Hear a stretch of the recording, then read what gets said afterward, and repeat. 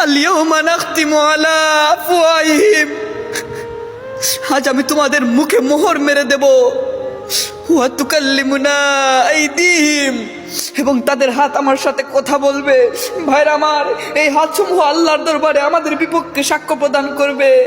ওয়া তাশহাদু আরজুলহুম বিমা কানু ইয়াকসিবুন, ও তাদের পা সে সম্পর্কে সাক্ষ্য দান করবে যা সে করত।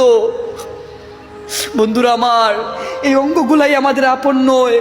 আসুন নফসের দুকায় পড়ে না থেকে রবের দিকে ফিরি, রবের দিকে